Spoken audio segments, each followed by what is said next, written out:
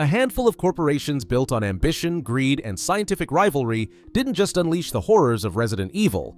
They created an entire age of bioterror, starting with the unlikely alliance of Spencer, Ashford, and Marcus in the 1960s.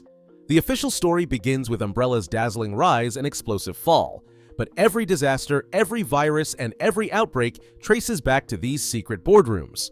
Today, the Umbrella logo is infamous, but the full story behind every Resident Evil corporation is stranger and deadlier than most fans realize.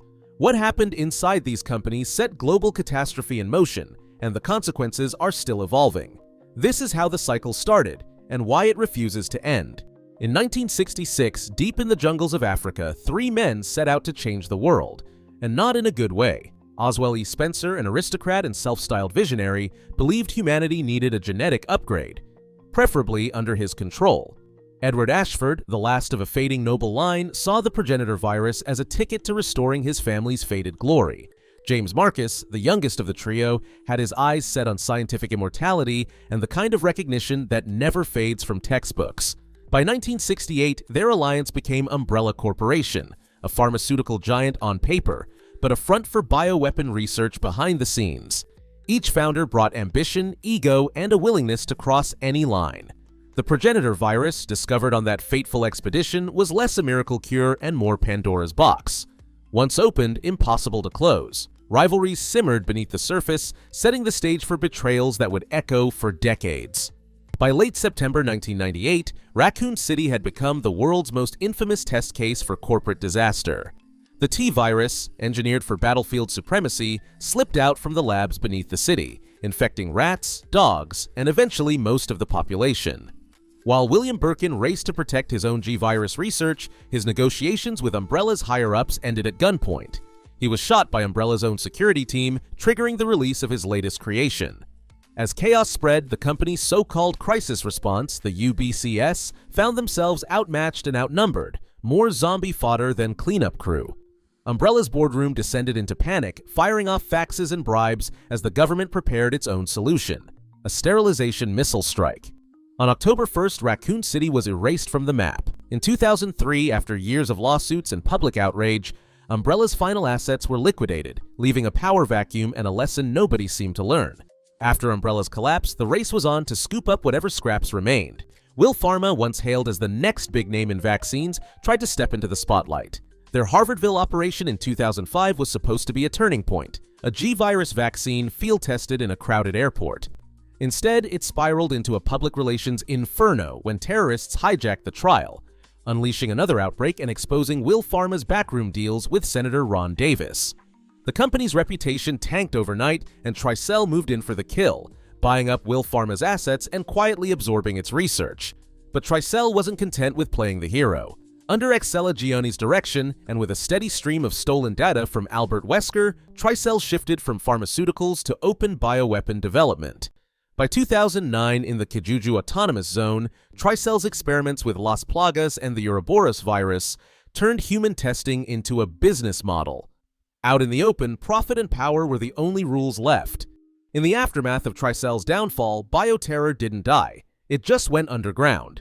Neo Umbrella, founded by Carla Radams, traded corporate boardrooms for personal vendetta. Carla, shaped by betrayal and obsessed with revenge against her creator, unleashed the C-virus on Tall Oaks in 2012 and Lianxiang in 2013. The result? Citywide chaos, mutations that turned victims into Javo, and the birth of Chaos, a BOW designed for extinction, not profit. Files recovered from the Lianxiang lab read like a diary of obsession, every entry dripping with Carla's desire to erase her own identity and the world order that shaped her. Meanwhile, the criminal syndicate known as the Connections took a different approach. Instead of world domination, they sold nightmares to the highest bidder. Their E-Series project, led by European scientists, produced Eveline, a bioweapon disguised as a child, capable of mind control. Mia Winters, acting as a courier under the cover of a caretaker, transported Eveline across the Atlantic. When the Annabelle ran aground in Dulvey, Louisiana in 2014, the outbreak that followed was intimate and horrifying. By 2017, the Dulvey incident had left a farmhouse rotting with mold and secrets, while the Connection slipped back into the shadows. In this new era, bioterror is less about armies and more about whispers, revenge, profit, and control, all traded in the dark. Blue Umbrella arrived with a new logo, a new mission, and a promise to clean up the mess left behind. On paper, their goal was simple: neutralize bioweapons, restore public trust, and keep another Raccoon City from happening. With funding from private investors and government contracts, they rolled out anti-BOW gear and partnered with the BSAA, putting field agents like Chris Redfield back in action. Their teams took on cleanup missions across the globe, from mold outbreaks in Dulvey to virus remnants in Eastern Europe. For the first time, Umbrella's name was tied to rescue operations instead of disaster headlines. Yet even as Blue Umbrella parades its new mission, critics and fans alike whisper about hidden stockpiles and unfinished business. Anonymous sources claim not every bioweapon was destroyed, and some question if the company's cleanup is just a smokescreen. With no clear answers, the only certainty is that secrecy still lingers, fuel for rumors, and a reminder that trust is always in short supply. In 2003, the final liquidation of Umbrella Corporation marked the official end of the company that sparked decades of bioterror. But over half of Umbrella's research documents remain classified or missing. The collapse created a power vacuum filled by Will Pharma, Tricell, Neo Umbrella, and The Connections, each exploiting the same blueprint of profit over safety. Official reports confirm that from 1998 to 2017, at least 4 major outbreaks were directly tied to corporate mismanagement and black market deals. Yet, the true extent of Blue Umbrella's motives and operations remains uncertain, with many files still sealed and critics noting persistent secrecy. While new regulations and international task forces now target bioweapon threats, corporate influence and hidden agendas continue to shape the landscape.